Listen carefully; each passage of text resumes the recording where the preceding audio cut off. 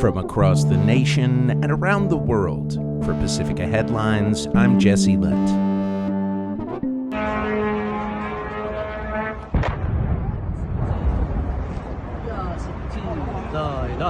An Iranian drone hits a warehouse in the port town of Al-Shuaibah in Kuwait in an eyewitness video confirmed by Reuters. The news agency reports that the Kuwait army confirmed that several strategic and civilian facilities were targeted by Iran. According to the New York Times, U.S. military forces appeared to be expanding their targets within Iran in the sixth day of renewed fighting between the two countries. U.S. Central Command told the paper that the latest wave of strikes were aimed at Iranian command centers, air defense sites, and surveillance facilities in multiple locations, including the port city of Bandar Abbas. U.S. forces have resumed enforcing a naval blockade in the Strait of Hormuz, disabling an empty oil tanker yesterday, attempting to sail towards an Iranian port in the Arabian Gulf. Iranian media reported that an overnight U.S. attack hit a wheat storage facility in the western Khuzestan province, which the U.S. military denied, according to Al Jazeera. The news organization reports that Iran's top negotiator, Mohammad Bagher Ghalibaf, has declared that the country's armed forces have, quote, complete freedom of action against the enemy's aggression after a day of attacks by the U.S. that killed 7 Iranian troops. According to the AP, Iranian officials say U.S. strikes have killed more than 35 people and wounded over 300 others since fighting resumed last week. Iranian military spokesperson Ibrahim Zolfagari said today that, quote,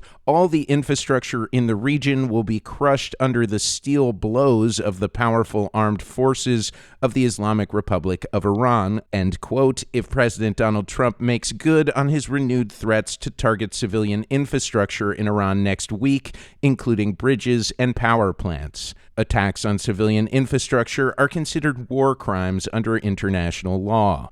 Iran's Ministry of Foreign Affairs spokesperson Esmail Bagay said his country had abandoned the temporary ceasefire U.S. and Iranian officials signed last month because the U.S. did not honor its side of the deal. Our commitments remain in effect only as long as the other side fulfills its pledges, Bagay said, as the U.S. and Israel's joint war on Iran enters its 138th day. Israeli Defense Minister Israel Katz has informed his U.S. counterpart, Secretary of Defense Pete Hegseth, that Israel is determined to keep its forces in what the country calls, quote, security zones carved out inside of Lebanon, Syria, and the Gaza Strip. The statement comes despite a U.S. official saying there had been progress made on a plan for Israel to withdraw from, quote-unquote, pilot zones in southern Iran following 2 days of U.S.-mediated diplomatic talks between Lebanon and Israel in Rome, Italy, that ended yesterday, according to Al Jazeera. Hezbollah, the pro-Iran militant group Israeli officials say they are fighting in Lebanon, was not invited to the talks and has rejected the agreement along with all proposed disarmament efforts. The ceasefire was also rejected by local residents of the Lebanese capital city of Beirut, who told Al Jazeera that they see any capitulation with Israel as a defeat. I don't know on what basis the state is working on these negotiations. They're giving the land away for free. The government doesn't care about displaced people. I don't know what to say.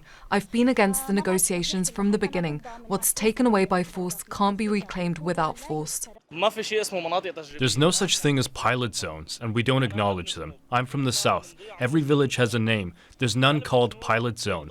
The Israelis must withdraw from all the villages in the south because it's not acceptable to have the enemy on Lebanese territory.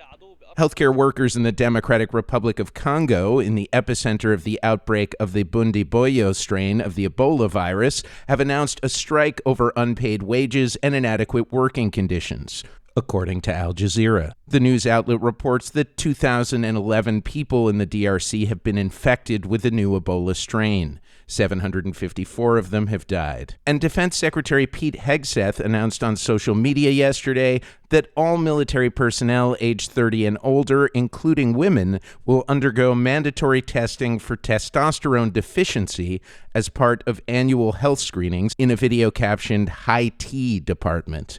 I'm authorizing a new screening program for testosterone deficiency for our service members, ensuring you have the right testosterone levels to operate at your absolute best. Those are the latest Pacifica headlines for the Pacifica Network. I'm Jesse Lent.